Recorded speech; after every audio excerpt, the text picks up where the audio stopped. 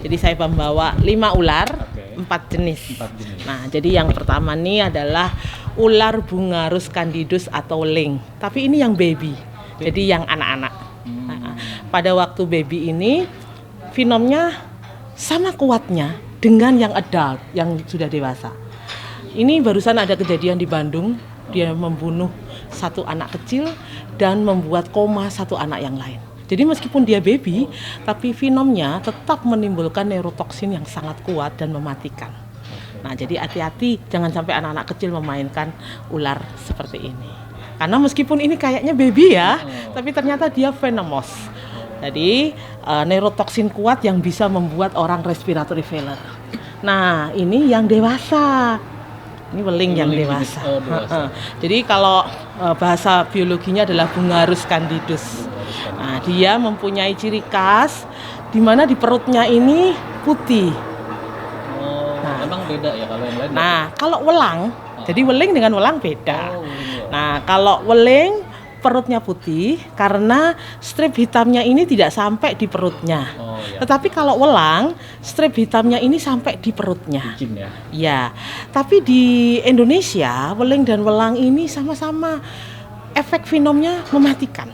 Jadi ini adalah neurotoksin sangat kuat. Kematian yang ditimbulkan oleh Bungarus fasciatus dan Bungarus candidus sama, detik sampai menit. Nah, jadi cepat sekali respiratory failure, apalagi kalau dalam kondisi dia tidak mendapatkan first aid atau penanganan awal yang benar. Nah, penanganan awal yang benar nanti kita akan ini kan, aku udah bawa alatnya juga ya. Oke, kita selesai dengan ular yang pertama. Oh ya, ada satu lagi. Pada ular weling, ekornya ini runcing dan panjang. Tetapi pada welang dia pendek dan dia lebih gemuk. Nah, jadi memang secara morfologi beda. Tetapi secara efek fenom sama. Jadi untuk di Indonesia yang penting ya kita tahu para dokter untuk weling dan welang adalah neurotoksin sangat kuat dan sangat mematikan. Karena dia detik sampai menit menimbulkan respiratory failure. Tentu saja kalau respiratory failure dalam waktu singkat cardiac arrest ya, kematian. Nah, kemudian kita akan ngomong satu ular yang paling terkenal di Indonesia, yaitu ular kobra. Nah, semua ular yang saya bawa adalah ular dari para pasien saya. Jadi semua ular ini dulunya menggigit pasien. Nah, satu dipenyet sama si pasien artinya. Satu masih utuh, jadi ini ditangkap hidup-hidup. Terus ini enggak direscue, jadi ditangkap hidup-hidup. Jadi dimasukkan di kayak plastik begitu. Yang ini, yang 2 nanti juga ada ya. Nah, ini adalah kobra Jawa atau Najas putatik. Nah, jadi di Indonesia itu ada 2 macam kobra. Kobra Jawa dan kobra Sumatera, dan semuanya adalah spitting kobra. Biar bisa menyembur. Nah, kalau kita buka mulutnya, nah si gigi kobra ini beda dengan giginya weling. Nah, kalau gigi weling ini taringnya tuh ada di ini di belakang. Iya, jadi dia bentuknya begini. Tapi kalau kobra bentuknya begini, sehingga dia bisa spitting atau menyemburkan si bisa ularnya itu dari depan. Nah, sasaran dari spitting kobra ini adalah mata kita, mata hewan maupun mata dari manusia. Karena sebetulnya semua ular ini kan buta dan tuli. Sehingga karena buta dan tuli dia tidak bisa membedakan manusia atau hewan. Dia hanya tahu ada makhluk lain yang membahayakan dia. Jadi sebetulnya dia kalau menggigit, dia menyembur itu karena membela diri.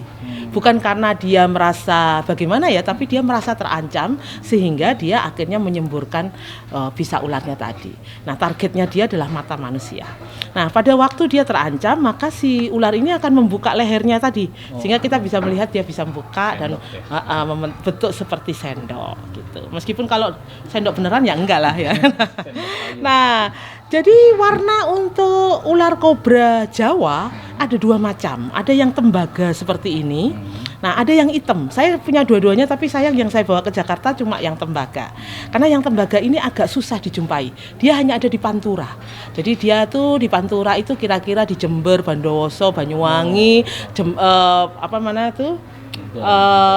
ini Situbondo, Lumajang. Nah, tetapi yang berwarna hitam itu hampir di semua pulau Jawa. Jadi di Jawa Timur, Jawa Tengah, kemudian Jawa Barat itu adalah yang berwarna hitam. kemudian di Bali juga berwarna hitam. Jadi yang tembaga ini khusus memang di daerah Pantura Jawa. Pulau Madura. Ya, di Pantura Jawa gitu. Nah, sekarang kobra Jawa dan kobra Sumatera punya 4 finom utama. Ini bedanya dengan semua kobra yang lain. Misalnya kobra India, ataupun kobra Thailand, Naja Cautia, ataupun kobra dari Taiwan, Naja Atra ya. Kalau dia mempunyai 4 finom. Yang pertama adalah kardiotoksin, jadi dia bisa menimbulkan kerusakan di jantung. Kemudian neurotoksin, merusak syaraf. Kemudian nekrotoksin, menyebabkan nekrosis jaringan. Dan yang terakhir sitotoksin, jadi ada pembengkakan. Nah, sehingga kobra di Indonesia ini adalah ular yang paling banyak. Dia bisa beradaptasi di mana saja. Banyak rumah dokter kemasukan ular kobra ini. Terakhir dokter bedah di Malang kemasukan kobra ini. Jadi dia ndak milih. Rumah dokter pun dia berani masuk. Ngeri ya. Ya, rumahnya Roy Martin pun kemasukan ini kan. Nah, kobra. Jadi kobra ini adalah paling adaptasi. Dia paling bisa pergi ke semua tempat di wilayah Indonesia ini. Dan dia juga jumlahnya terbanyak di Indonesia. Kasusnya juga terbanyak. Nah, sekarang saya mau mengeluarkan satu lagi, yaitu ular tanah. Ular tanah ini adalah... Sebentar sebelum ular tanah, kalau king cobra bedanya apa? Oh iya, beda. Jadi king cobra itu genusnya beda, dia Ophiophacus hana. Nah, biasanya king cobra itu tidak punya 4 finom, dia hanya punya 1 finom, yaitu neurotoksin seperti pengaruh. Tetapi neurotoksinnya adalah neurotoksin kuat karena king cobra itu besar. Jadi king cobra di dunia ini ditemukan terbesar di Kalimantan dengan panjang 17 meter. Jadi dia adalah ular berbisa terpanjang dan terbesar di dunia. Di Kalimantan. Ya, di Kalimantan. Itu ditemukan tahun 32-an. Sekarang kepalanya ada di LIPI. Kebetulan saya pernah ke LIPI dan melihat kepalanya tadi. Sayang saya tidak bisa pinjam untuk saya bawa ke sini ya. Jadi kepalanya itu sebesar kepala manusia. Nah, padahal kalau ular ketika kepalanya sebesar kepala manusia, dia akan bisa membuka itu 10 kali lipat dari besar kepalanya. Jadi misalnya kepalanya itu 15 cm ya, maka dia bisa membuka 150 cm. Jadi sapi pun bisa dimakan sama dia. Karena kan dia tidak punya engsel, tapi isinya adalah muscle, otot-otot. Jadi dia bisa buka gitu. Nah, jadi king cobra dia neurotoksin kuat dan permasalahannya sekarang ini king cobra banyak dipakai untuk pemeliharaan, atraksi dan juga jual beli. Karena memang salah satunya karena dia adalah ular berbisa yang sangat panjang. Nah, tetapi sebetulnya king cobra ini dalam guideline WHO tahun 2016, kebetulan saya yang membuat buku itu ya, salah satu timnya, itu adalah kategori 2. Karena kategori 2 dia sebetulnya adalah ular yang dilindungi. Karena dia itu jauh dari manusia. Sebetulnya dia tidak ada di dekat manusia. Dia ada di dekat manusia kalau dipelihara, dibuat atraksi dan dijual belikan. Jadi sebetulnya king cobra itu tidak boleh ditontonkan di muka umum karena dia adalah ular dilindungi. Nah, sebentar lagi Permenkesnya akan keluar karena kami lagi mengusulkan itu ke KLHK sehingga nanti tidak ada lagi orang yang meninggal karena gigitan king cobra. Karena dalam 10 tahun ini saya Presiden Indonesia Toksinologi. Nah, kami mencatat bahwa king cobra adalah penyebab kematian tertinggi di Indonesia. Jadi karena penyebab kematian tertinggi dan dia adalah ular yang dilindungi, maka seharusnya memang dia tidak ada di dekat manusia. Nah, jadi itulah yang membuat kami mengusulkan sebuah undang-undang baru, yaitu tentang pemeliharaan ular, kemudian tentang atraksi dan tentang jual beli. Karena tenaga medis ini akan mendapat masalah kalau mereka mempunyai kasus-kasus king cobra, karena penyelamatnya sangat susah. Iya. Dan antivenomnya baru saya belikan nih. Kebetulan saya adalah leader dari program Kementerian Kesehatan tentang gigitan hewan berbisa dan tumbuhan beracun yang dimulai di tahun kemarin. Nah, jadi saya baru pengadaan tentang antivenom king cobra. Tetapi antivenom king cobra hanya diberikan untuk nature bite. Yaitu misalnya petani digigit di kebun kelapa sawit, di sawah begitu ya, tapi bukan untuk pemeliharaan, bukan untuk human made bite. Kalau human made bite itu sesuatu yang tidak bisa di cover oleh BPJS. Oke, jadi king cobra memang penyebab kematian terbanyak dan ular yang dilindungi. Iya. Nah, sekarang saya beralih ke ular tanah. Ular tanah ini sangat terkenal karena dia juga penyebab kematian yang terbanyak di Indonesia. Selain jumlahnya juga banyak. Jadi ular tanah ini disebut dengan Cales lasmarodostoma. Nah ini bagus banget nih. Bentuknya. Nah ini enggak tergeplek sebetulnya karena ini ditangkap dalam kondisi hidup. Nah jadi dia ini ada di semua pulau Jawa, Jawa Timur, Jawa Tengah, Jawa Barat, Banten. Dia ada di Pulau Madura, ada di Lampung, ada di Kalimantan Barat. Nah sifatnya dia, kalau dua ular ini kan neurotoksin kuat ya. Nah sifatnya untuk yang Cales lasmarodostoma ini adalah hematotoksin kuat. Jadi dalam beberapa waktu dia memang tidak detik sampai menit. Kalau detik sampai menit adalah neurotoksin, tapi ini adalah jam sampai hari. Dia akan menimbulkan sebuah perdarahan masif. Dan perdarahan masif itu bisa menyebabkan DIC, disseminated intravascular coagulopathy, yaitu perdarahan yang tidak bisa dihentikan oleh apapun. Jadi ditransfusi ya pasti gagal, kecuali pemberian anti bisa ularnya. Nah jadi ciri khasnya ini adalah golongan viper, tapi dia viper tanah. Ya, jadi kepalanya segitiga, kemudian dia punya patternnya dia segitiga juga. Nah ini bedanya dengan Daboia simanensis. Daboia simanensis yang ada di NTT itu patternnya adalah bulat-bulat. Nah, jadi dia golongan viper juga. Jadi di viper ada 3 golongan, yaitu green pit viper, ini ular tanah atau disebut land snake, kemudian yang Daboia simanensis itu. Dan di Indonesia semuanya itu ada. Di Malaysia cuma ada land snake ini aja, tapi tidak ada Daboia. Ya, sedangkan Indonesia green pit viper, Daboia ini lengkap. Indonesia apa sih yang tidak ada? Gitu. Nah, perdarahan yang terjadi kalau tidak diberikan antivenom akan terjadi perdarahan masif. Air mata darah, muntah darah, berak darah, kencing darah, dan sampai semua hole dari tubuh kita itu memang mengeluarkan darah. Karena faktor-faktor pembekuan darah 1-12 itu rusak semuanya. Jadi akhirnya puat darah. Tidak bisa dihentikan dengan obat apapun kecuali antivenom. Dengan obat transfusi pun tidak bisa kecuali antivenom. Nah, jadi ular tanah ini dia punya ciri khas. Dia itu bersembunyinya di habitatnya, makanya bentuknya kan coklat gini ya. Tapi kalau tanahnya itu boksit seperti di Kalimantan Barat, maka warnanya merah. Jadi beberapa tahun yang lalu, 2017, saya adalah peneliti pertama Indonesia yang menemukan ular Cales lasmarodostoma ini di Kalimantan. Karena puluhan tahun atau ratusan tahun dipercaya di Kalimantan itu tidak ada land snake. Tetapi waktu itu saya pergi ke Kalimantan Barat, ke Ketapang dan ke Kendawangan, dan saya menemukan land snake di sana. Dan jumlahnya tidak sedikit, banyak. Memang akhirnya kami mencoba melakukan sebuah genomik. Dari manakah asal dari ular land snake di Kalimantan Barat? Ternyata sifat genomiknya mirip dengan yang di Jawa dan mirip dengan yang di Sumatera. Jadi mungkin saja ada sebuah introduced species, entah itu dibawa manusia ataupun memang terjadi sebuah perubahan alam yang membuat si land snake ada di sana. Gitu. Iya. Nah, jadi sifatnya dia adalah membuat perdarahan dan kematiannya karena disseminated intravascular coagulopathy atau DIC itu. Jadi darah nggak bisa beku sama sekali. Jadi dia keluar terus ya. Ya, jadi harus ada pemberian anti bisa ular supaya bisa mengikat venom dengan antivenom yang membuat perdarahan itu berhenti. Karena jadi kalau venom diikat dengan antivenom, maka envenomasi yang terjadi di situ akan berhenti sehingga tidak menimbulkan perdarahan. Nah, jadi di Indonesia itu ada 77 ular berbisa. Dan total ular di seluruh Indonesia ada 350 jenis ular. Nah, jadi Indonesia termasuk negara yang sangat banyak mempunyai ular berbisa. Australia itu dengan satu benua begitu hanya 40 jenis. Ya, Thailand yang mempunyai produksi antivenom yang sangat banyak, ternyata hanya punya sekitar 24 jenis ular berbisa. Indonesia 77. Kenapa? Karena Indonesia itu punya geografi yang unik. Indonesia bagian barat, Sumatera, Kalimantan, Jawa, ribuan tahun yang lalu itu bersatu dengan Asia. Jadi ular-ularnya ini, ular-ular Asia.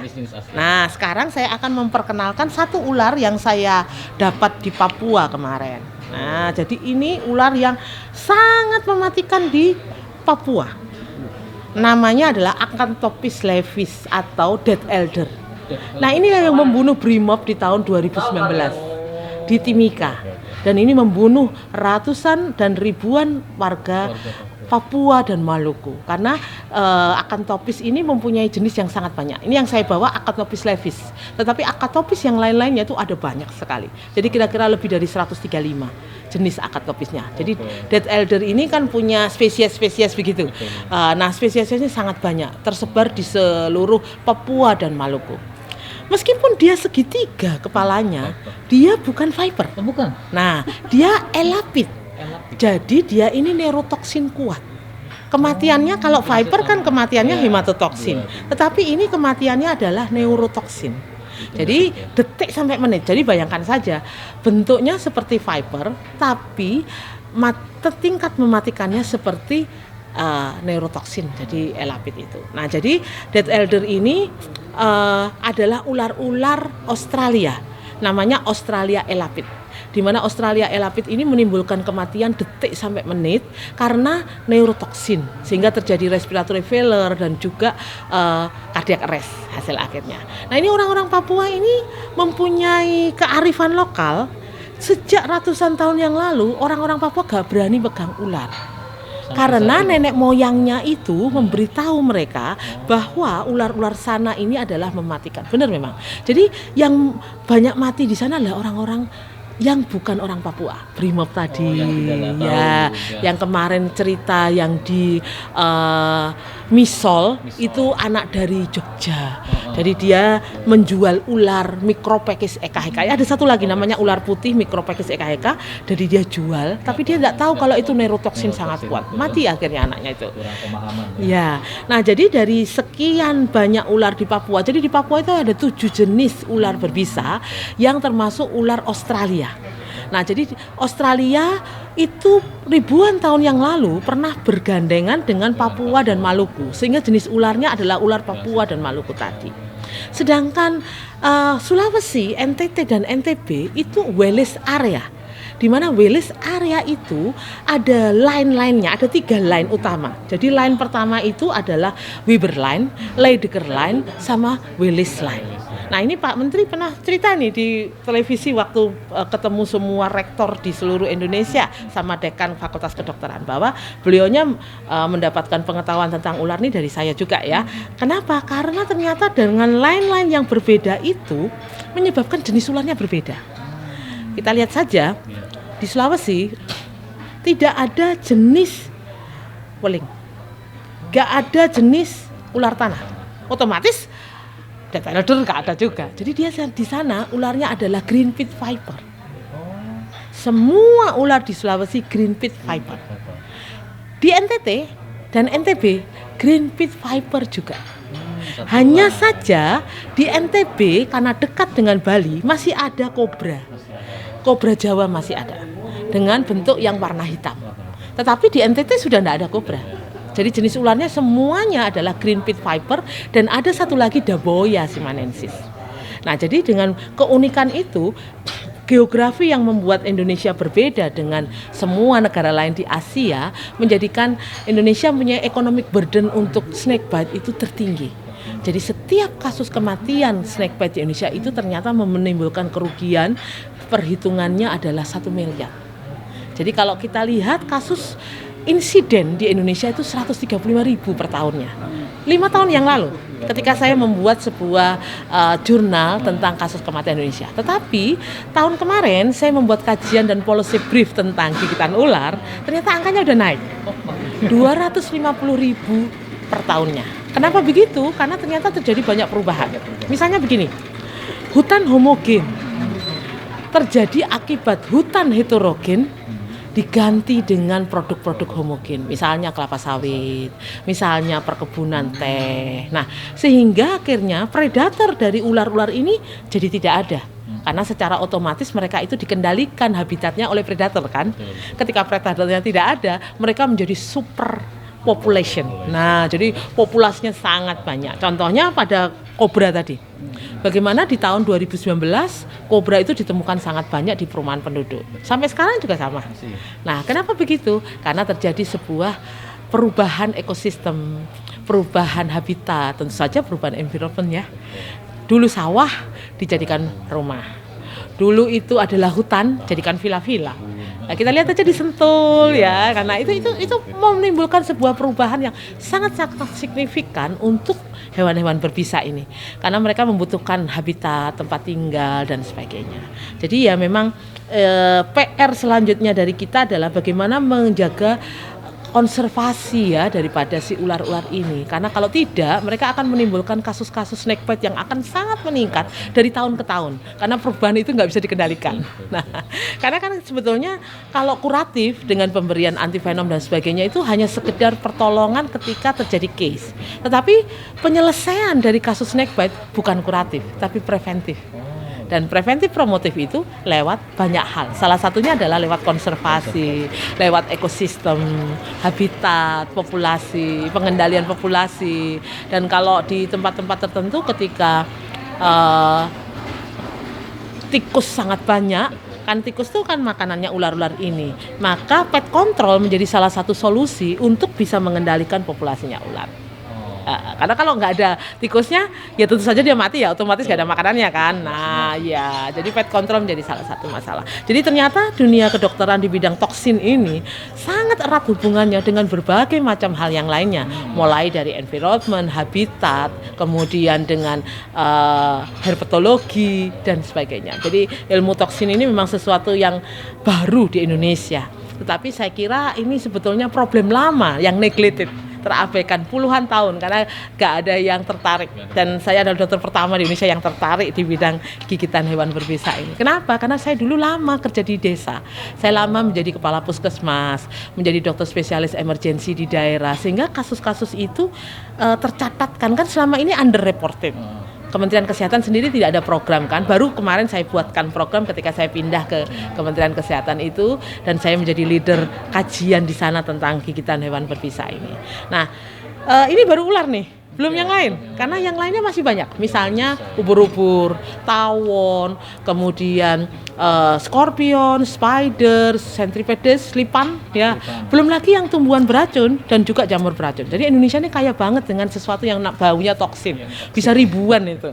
Jadi mungkin saya sampai mati pun tidak akan selesai pengkajian tentang hewan dan tumbuhan berbisa itu. Apalagi dengan toksin kimia, kayak kemarin ethylene glycol misalnya, ya lebih kompleks lagi gitu. Tapi memang itu yang kita hadapi sehari-hari ya di dunia kita ya, dengan kondisi perubahan kondisi dunia dan perubahan klimat. Nah, dengan kondisi klimat yang berubah seperti sekarang, tentu saja akan merubah juga hewan-hewan berbisa ini. Contohnya ubur-ubur. Ubur-ubur dipengaruhi sekali oleh season, dipengaruhi oleh arus, dipengaruhi oleh udara yang menyebabkan sebuah siklon. Misalnya siklon Seroja kayak kemarin ya. Ubur-uburnya ya. Ketika terjadi arus dingin El Nino ya, dari Filipina datang ubur-ubur biru, fog jellyfish dan sebagainya. Nah, jadi memang itu membuat kita harus mempunyai sebuah sistem mitigasi, dan yang saya paling harapkan tentu saja poison center ya. Indonesia adalah satu-satunya negara terbesar di dunia ini yang tidak punya poison center. Tapi rencana akan dibuat. Saya berharap begitu. Ya, saya sedang berjuang untuk itu ya, karena untuk dulu membuat program gigitan ular itu saya butuh berjuang 10 tahun. Mungkin nanti ada spesialis khusus. Loh, saya spesialis khusus itu. Jadi saya ini adalah spesialis emergensi dengan subspesialis toksinologi. Kategori masih emergensi. Oh, bukan kategori emergensi. Memang spesialis emergensi dengan subspesialis toksinologi. Iya, gitu. Nah, coba lihat ya, meskipun ular ini sudah mati, tapi kalau dia tidak ada ininya, dia akan berganti kulit terus.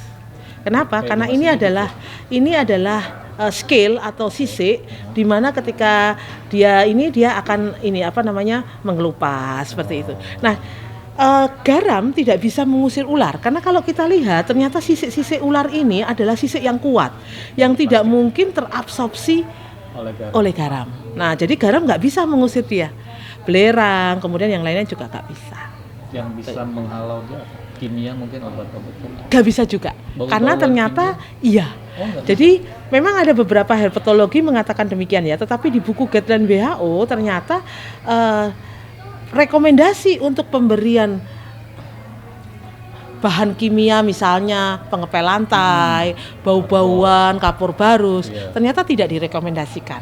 Dalam arti pada kenyataannya ular tidak bisa diusir oleh bau-bauan, oleh kapur barus, bau kimia. oleh bahan-bahan aditif misalnya, ternyata nggak bisa dia. Jadi ular tuh hanya akan pergi kalau tidak ada makanannya. Oh, cuma Nah, itu. ya, jadi ketika itu kita bersihkan dari makanannya ular adalah tikus, kemudian ini apa namanya katak, unggas. Ketika itu tidak ada, maka dia tidak akan datang. Karena brainnya dari reptil ini adalah food. Ketika tidak ada food, ya dia tidak akan Dia datang. akan- Iya. Makanya gitu. kalau dia datang ke rumah warga Berarti ada makanannya. makanan. Nah, jadi kalau saya biasanya ditanya orang ya, Bu, rumah kami ini kedatangan ular, misalnya gitu. Ularnya apa? Kobra. Oke, berarti rumahmu pasti banyak tikus, banyak katak. Dan ternyata memang benar. Jadi kebanyakan rumah-rumah mereka ini adalah rumah-rumah yang misalnya kalau malam tuh katak-katak pada datang karena rumahnya di dekat ini ya, di dekat Kolam apa ikan juga mungkin kolam. Iya, mungkin banget. Hampir di semua kolam ikan banyak ularnya, Pak. Waduh, saya jarang kolam. Kolam ya, hati-hati aja. Iya, iya. Bahkan di banyak hotel-hotel, saya tahun-tahun ini banyak dipanggil banyak hotel. Oh, Salah masuk satu, ke dalam hotel. ya, kan sekarang hotel-hotel ada kolam-kolamnya. Iya, betul. Nah, salah satu hotel yang paling mengerikan karena dia dipakai G20 adalah hotel Nusa Penida yang kemarin untuk G20 itu. Sapenida Bali, iya. Iya, Bali, betul. G20 itu. Karena Tapi kalau beberapa hari sebelum G20 itu salah satu orang yang nginap di situ. Jadi kebetulan orang itu menikah dengan orang bule dari Amerika. Mereka ngadakan pesta pernikahan di situ, honeymoon di situ, yang istrinya digigit ular. Nah, jadi saya dipanggil ke Denpasar sana untuk menolong pasien itu, untuk menolong pasien itu. Iya, karena kan mau riset penyebabnya. enggak riset ya, memang justru otomatis memang. sudah. Bukan, karena ularnya adalah ular green pit viper yang tidak ada antivenomnya di Indonesia. Iya. Dan saya adalah satu-satunya dokter di Indonesia yang punya antivenom itu. Gratis, saya berikan gratis karena humanitarian aid, kan saya Presiden Indonesia Toksinologi dan Advisor WHO untuk gigitan ular. Nah, sekarang ini saya Ambassador Royal Society untuk Tropical Medicine. Jadi memang sekarang ini kita sedang meminta pemerintah untuk pengadaan itu. Hanya saja memang kita kan tidak bisa langsung minta langsung dikasih. Langsung Jadi proses. membutuhkan sebuah perencanaan anggaran. Di tahun 2023 ini memang kita anggarkan 10 miliar untuk membeli antivenom tadi. Yang di tahun kemarin saya anggarkan 2,8, ternyata hanya bisa 200 juta untuk membeli. Jauh ya. Iya, karena beberapa antivenom ternyata memang pengadaannya cukup susah. Dan salah satu permasalahannya adalah karena Indonesia ini belum pernah membeli antivenom yang lain. Jadi proses pengadaan, proses untuk bea cukai, terus juga proses SAS, izin SAS. Nah, itu susah. Iya. Boleh tahu nggak, Dok? Kenapa sih ular itu mau menggigit manusia itu? Ya, karena dia merasa terancam. Jadi ketika kita menimbulkan ancaman bagi dia, mungkin saja menurut kita tidak menimbulkan ancaman, tapi bagi si ular itu menimbulkan ancaman. Misalnya, ular itu kan buta dan tuli, dan sebenarnya dia tidak bisa membau, makanya dia tidak bisa membau bauan itu. Tetapi dia mempunyai 2 indera utama. Indera utama pertama adalah sisik di perutnya. Tadi itu ya. Ya, Nah, itu tadi. di perut tadi dia punya sisik, di mana sisik itu bisa melakukan scanning gerakan. Jadi ketika ada sesuatu yang bergerak di dekat dia, maka dia akan tahu itu ada makhluk hidup yang lain. Jadi dia akan siap-siap untuk membela dirinya. Jadi sebetulnya dia merasa terancam karena dia mau membela diri. Kan otomatis hakiki daripada makhluk hidup adalah supaya dia tidak mati. Gitu kan. Nah, kemudian dia punya satu lagi indera, yaitu diceruk antara mata dan mulutnya dia, kayak cekuan gitu. Namanya Jacobson. Indera Jacobson ini deteksi panas. Ketika panas itu sampai di level tertentu, dia akan merasa itu membahayakan dia. Nah, jadi kalau ada ular, kita harus stop diam dan tidak bergerak. Supaya kita tidak menimbulkan sebuah sensasi pada indera di sisik perutnya dan pada ceruk Jacobsonnya, yaitu perubahan suhu dan perubahan getaran tadi. Tapi memang ular itu agresif atau enggak sih sifatnya? Menyerang nggak? Enggak. Mengejar? Jadi sebetulnya enggak. Nah, bisanya gini, ular itu kan sebetulnya takut manusia. Hanya saja ketika mungkin dia berlari nih, nah dia berarah yang sama dengan manusia, kan dia buta dan tuli. Jadi seolah-olah manusia ini dikejar si ular. Padahal ularnya nggak tahu loh kalau di depannya ada manusia, nggak tahu loh. Dia mau menghindar. Ya, jadi hanya ular-ular tertentu saja yang memang punya defense, punya kekuatan untuk melawan. Biasanya ular berbisa, kayak tadi ya ular panah. Kalau dia habis menggigit dia diem saja, karena dia merasa dia punya bisa. Tapi yang lainnya lari. Bahkan king cobra aja sebetulnya takut dengan manusia. intinya dasarnya memang Ya, takut. karena semua hewan berbisa itu, terutama ular sebenarnya takut dengan manusia. Hanya saja permasalahannya adalah ketika dia sudah ada dalam sebuah situasi di mana dia harus membela diri, maka yang dia lakukan adalah menggigit tadi. Itu terpaksa lah ya dia Iya. masuk. Tapi katanya ada orang yang memang kalau digigit bisa, ada yang enggak kebal. Enggak, itu hanya isu, Isu. hoax. Tapi pada intinya semua orang Jadi gini, gigitan ular itu adalah imunitas humoral, humor. bukan imunitas seluler. Sementara orang-orang yang mengaku dirinya kebal itu tidak mengerti apa itu imunitas humoral dan imunitas seluler karena mereka bukan ahli imunologi. Mereka hanya merasa bahwa aku nih gak apa-apa. Padahal sebetulnya itu hanya sebuah fase lokal atau gigit ular tidak berbisa. Jadi kalau fase lokal itu begini, ular menggigit kita, tetapi gigitannya tadi hanya menimbulkan sebuah efek di bekas gigitan, tetapi tidak menyebar ke seluruh tubuh dan merusak organ-organ. Mengapa demikian? Macam-macam. Satu, karena venom yang keluar cuma sedikit atau disebut dry bite. Nah, jadi si ular udah makan sehingga venom yang ada di kantong bisa ular itu cuma sedikit sehingga hanya menimbulkan efek sedikit. Yang kedua, memang produksi venomnya lagi gak banyak karena ular itu misalnya dia masih kecil misalnya gitu ya, sehingga produksinya belum banyak. Yang kedua, memang ada kondisi sakit sehingga tidak, sebetulnya kan venom itu kan air liur untuk mencernakan makanan ular. Jadi kalau misalnya dia sakit, kayak kita sakit nih, pahit semua kan. Nah, jadi seperti itu sehingga dia tidak memproduksi venom yang banyak. Jadi sebetulnya karena dia bukan imunitas seluler, maka tidak ada sel memori yang bisa membuat.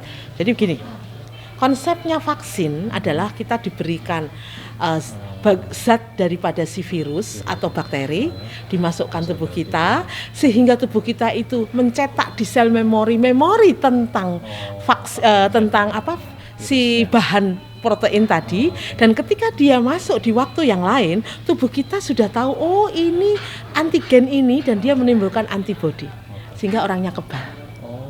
Konsep vaksinasi kan Iya, gitu. benar, Dan itu hanya untuk bakteri dan virus. Tetapi untuk ular hewan berbisa, venom ini kan bukan hanya ular ya yang berbisa ya, misalnya tawon, ubur-ubur kan berbisa. Nah, sifatnya dia bukan imunitas seluler. Jadi tidak ada sel memori. Karena tidak ada sel memori, ya misalnya gini, HP saya ada memorinya kan. Nah, masnya kasih saya nomor kayak kemarin. Saya save di situ. Ketika masnya telepon saya akan keluar Mas Fedi, saya gitu. Jadi ada info yang masuk dia membaca. Itu yang disebut dengan kekebalan. Berarti dia kalau kegigit lagi gak apa-apa, karena tubuh sudah bisa melawan antigen tadi. Tetapi kalau humoral tidak. Jadi kalau humoral karena dia tidak punya sel-sel memori, ketika kita tergigit ya sudah langsung tubuh melakukan perlawanan dengan dendritic cell, dengan sel-sel komplement dan lainnya, tapi hanya di saat itu saja. Jadi dia tidak direkam. Selesai di situ. Kayak masnya kan wawancara aku nih, lupa ngerekam di situ. Nggak ada, memorinya nggak terus. Masnya pingin dengerin aku lagi gak bisa kan? Nah sebetulnya kekebalan kan begitu. Kekebalan itu adalah ketika kita bisa menghadapi molekul asing yang masuk karena kita sudah membaca molekul itu apa. Tetapi pada humoral tidak. Jadi ketika dia masuk menggigit orang, maka di saat itu juga kita berespon. Nah kalau responnya kurang kuat ditambah dengan antivenom, makanya namanya obat untuk gigitan ular itu bukan vaksin, tapi antivenom. Karena kalau vaksin dia harus diberikan sebelum terjadi kejadian. Tetapi antivenom adalah obat ketika masa kejadian itu. Nah sayangnya di Indonesia ini orang yang mengerti itu sangat sedikit. Karena mereka lebih percaya mistis dan mitos bahwa ada orang-orang yang kebal. Bahkan ada salah satu konten yang ngomong, saya nih digigit ular gak apa-apa lah. Aku sampai gini, mau tadi tes imunologinya? Aku pikir gak mau. Ya karena kan ini masalah perbedaan antara sains, medis, mistis dan mitos. Makanya sekarang nih jargon kami di Kementerian Kesehatan adalah stop mistis dan mitos menjadi medis. Nah, karena selama hampir 10 tahun saya sebagai ahli toksin itu mendapati yang menjadi masalah di bangsa kita ini untuk gigitan hewan berbisa terutama ular adalah mistis dan mitos. Dulu orang-orang yang tergigit ular dikatakan punya utang janji. Orang berdosa, ya kan? Orang dikutuk. Nah, tetapi pada kenyataannya ternyata bukan. tapi karena masalah environment, karena perubahan ekosistem sehingga membuat ular ada di mana-mana. Kemudian ada karena memang di saat itu ular lagi cari makan. Misalnya jenis ular ada yang nokturnal, dia hanya keluar di malam hari, sedangkan orang itu keluar malam hari, maka digigitlah dia. Atau dia hanya keluar di siang hari, orang itu pergi ke sawah di siang hari, digigitlah dia. Nah, jadi dalam kondisi seperti ini, melawan mistis dan mitos menurut saya adalah masalah utama di Indonesia. Banyak sekali film-film digunakan ular untuk mistis dan mitos itu, sehingga persepsi manusia Indonesia terhadap gigitan ular itu terpengaruh oleh mistis dan mitos itu. Ya kan? Film yang terakhir yang terkenal KKN di Desa Penari ngomongnya juga tentang itu. Padahal ketika Anda melihat ularnya, itu ular tidak berbisa, itu piton. Nah, jadi kan sebetulnya nggak ada hubungannya. Iya. Harus diluruskan itu.